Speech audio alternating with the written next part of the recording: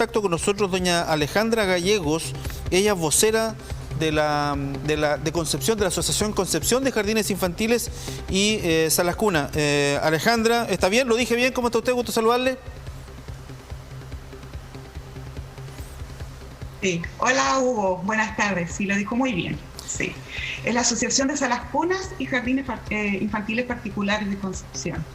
Ya. Sí, así es.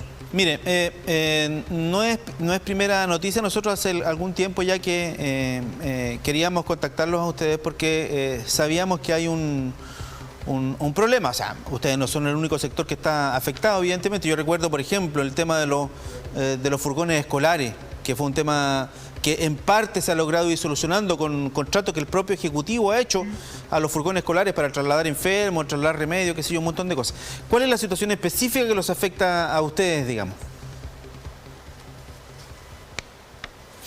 La verdad es que los jardines infantiles particulares no han tenido ninguna ayuda. Como muchos gremios, en el fondo, partieron tratando de sobrevivir solos. Como siempre, en el fondo, lo hemos hecho. Pero la situación de pandemia nos puso en una situación muy crítica desde muchos ámbitos. No es lo mismo para nosotros trabajar online que trabajar presencialmente con los niños.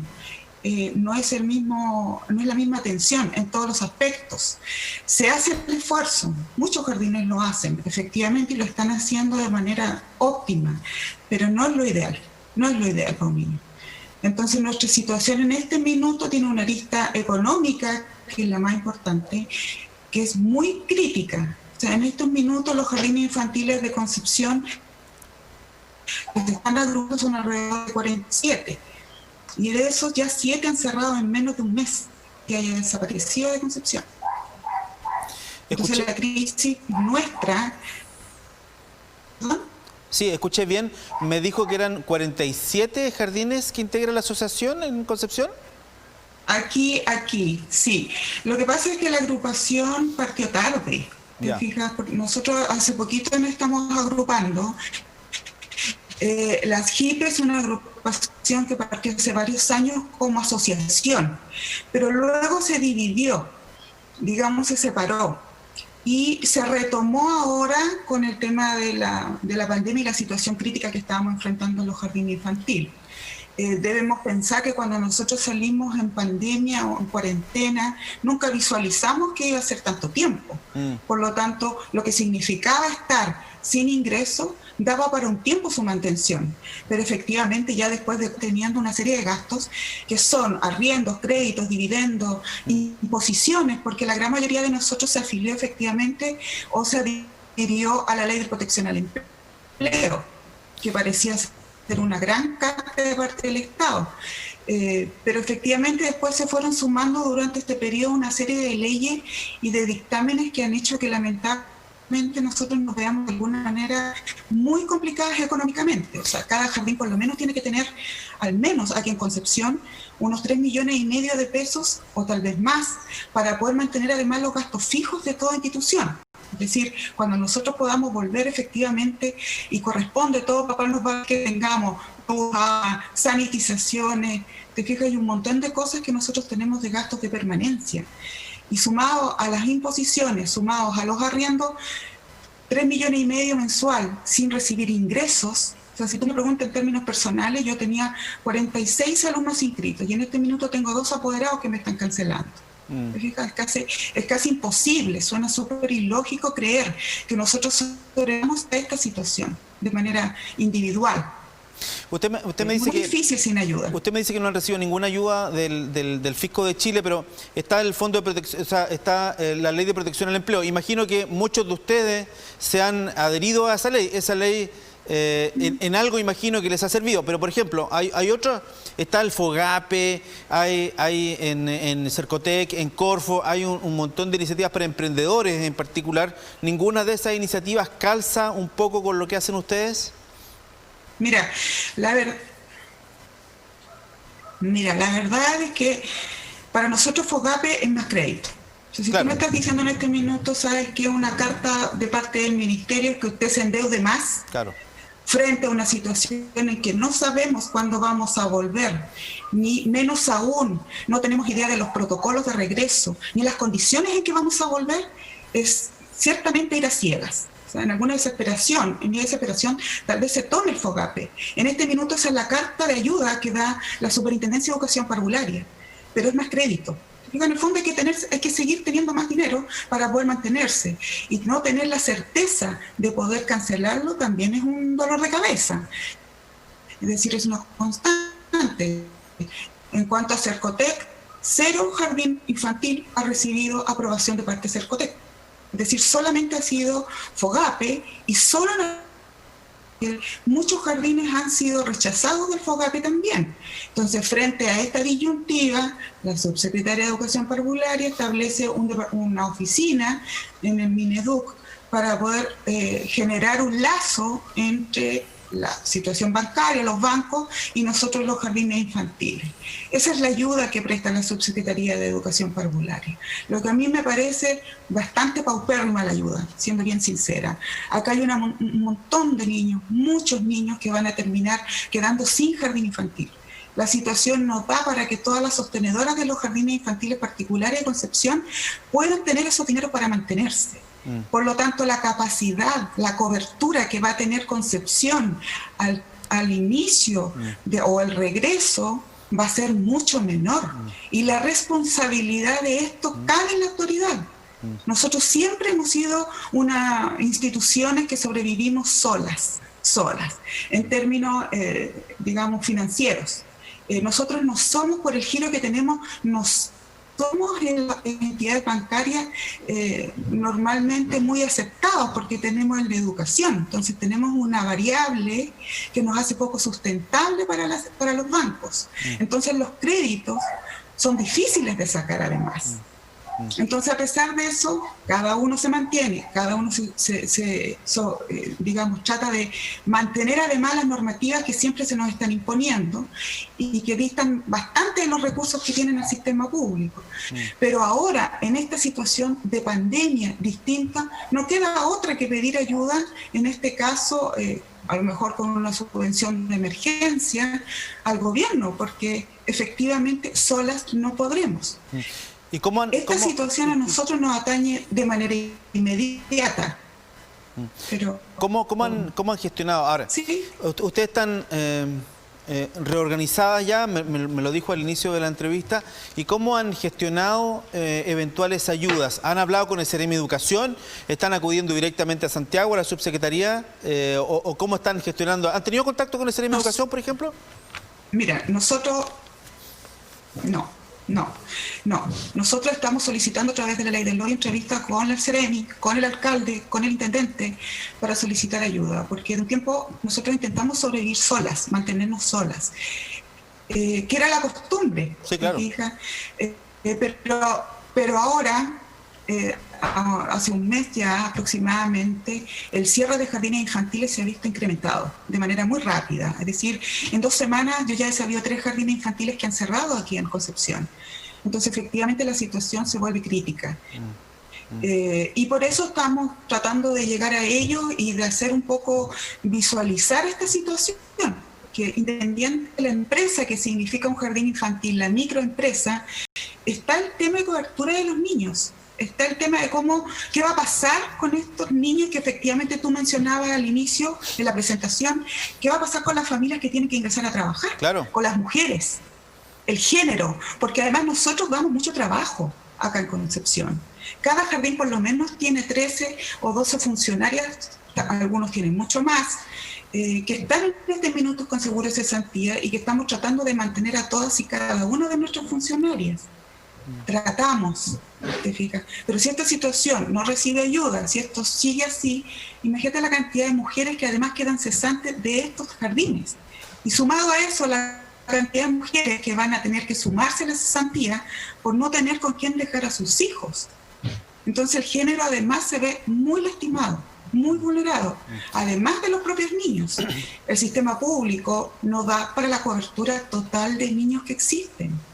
Y si está hablando de distanciamiento social además, así como a nosotros los jardines particulares seguramente nos van a pedir protocolos de ingreso con niños muy por debajo de lo que tenemos en matrícula o quisiéramos en matrícula, el sistema público debe entrar en el mismo sistema. Si antes por sala ellos atendían 20 niños, 25 niños, ya no va a ser esa la realidad. Y van a haber un montón de niños del sistema y de una situación vulnerable que no van a poder participar en esto. Aquí se produce difícil. Alejandra, aquí se produce algo bien particular, y es que efectivamente ustedes son como una especie de empresa privada, digamos, una empresa privada como cualquier otra empresa privada, pero que tiene un rol fundamental, porque efectivamente los jardines infantiles de la Junji no dan abasto para el número de niñitos que hay en nuestra zona. Y además entiendo, usted, corríjame si no es así, tienen supervigilancia de las autoridades de educación. Entonces, por una parte son una empresa privada, digamos, y no reciben mayor apoyo, pero por otro lado tienen supervigilancia de la autoridad de educación en torno a las normas que hay que seguir, qué sé yo. Entonces, se produce una especie de contradicción y evidentemente aquí hay mínimo hay que hacer un reconocimiento a la labor que cumplen los jardines infantiles y a las cunas en nuestra zona. No me refiero a los que pertenecen al Estado, a la Junji, sino me refiero a las emprendedoras como ustedes, que están haciendo un trabajo extraordinario. Y ahora, bueno, nosotros le llamamos para hacer pública esta situación. El tema es muy sencillo. Ustedes están acudiendo a las autoridades solicitando reuniones. ¿Para qué? Para que reciban ustedes una especie de subsidio de frentón en dinero que no implique un crédito, porque si implica crédito, eso en el fondo es más deuda. A eso se refiere, de eso estamos hablando, ¿no? Exactamente, exactamente. Debemos pensar que nosotros somos, como tú bien lo dices, aliadas del gobierno. Nosotros sumamos niños al sistema. Piensa que un apoderado, una mamá que gane más de 500.000 pesos no puede optar al sistema público definitivamente, porque queda fuera del rango de vulnerabilidad. ¿Y qué pasa con esos niños? Entran en este sistema y funciona muy bien el sistema. Y luego estos niños entran a los colegios que cada padre escoge y siguen funcionando, ¿te fijas? El jardín infantil no es solo ir y a comer. Ya no tiene esa función asistencial. Hace muchos años que el jardín ya dejó de ser eso. Un niño que entra a un jardín infantil tiene muchas mayores competencias y habilidades. Se desarrolla socialmente de otra manera. Y se nota cuando estos niños entran al sistema escolar formal, digamos, en este caso de colegio, se nota. Entonces, efectivamente, dejar a estos niños, que ya incluso algunos habían entrado en el sistema y tenían ganada muchos desarrollos y habilidades, habían potenciado su persona, se van a ver disminuidos atrás. En el fondo, Hugo, volvemos atrás. Esta situación se había dado hace muchos años atrás. Y los gobiernos de Bachelet, del actual gobierno, por ejemplo, el señor Piñera, fueron la carta de presentación a la primera infancia. Y en este minuto, si tú me preguntas, las políticas de gobierno que yo veo no son defensa de la primera infancia. No lo veo. Veo que van a quedar muchas familias desprotegidas. Y con lo más, mira, esto es lo más grave de todo, con lo más sagrado que tenemos, que son los niños, que por lo demás ellos no pueden hablar. Pasa por los adultos esto, pasa por las decisiones afortunadas o desafortunadas que estamos los adultos. Por eso hago un llamado a las autoridades, a que nos reciban cuando hagamos esta conexión, cuando hagamos esta solicitud, porque en el fondo no es trabajar en contra de el sistema público, trabaja de una forma y creo lo hace bien, pero no puede tomar a todos los niños. Entonces aquí estamos nosotras, que lo hemos hecho por muchos años. Mínimo, creo yo, participar en el paso a paso. ¿Te fijas? ¿Cómo vamos a saber qué es lo que tenemos que hacer con nuestros niños si no saben cuál es la realidad de los jardines infantiles particulares? Los mismos funcionarios públicos, la gran mayoría lleva a sus niños a jardines infantiles particulares. Así es. Si los primeros que van a tener que volver son los funcionarios públicos, ¿dónde van a dejar sus hijos? ¿Dónde? ¿Te fijas? Es una situación que se viene. En estos minutos un problema que dirán, es de ellas, es un problema, son empresas. Perfecto, si lo tomamos así, pero en septiembre, en octubre, ¿de quién va a ser el problema? Y fueron advertidos, yo lo estoy comentando y lo estoy tratando de socializar, de visualizar para que la autoridad tome atención y luego no tengamos la complicación de cómo lo hacemos. Debemos volver a trabajar presencialmente. Hay muchas mujeres que no pueden trabajar por teletrabajo, no pueden. Ellas deben volver y mantener sus fuentes laborales. Ya para nadie es un misterio que en una familia ahora que las dos tengan que trabajar es necesario, no es un lujo. Entonces, el niño clase media en estos minutos, siento yo, está siendo postergado, no está siendo visto, en el fondo está siendo vulnerado.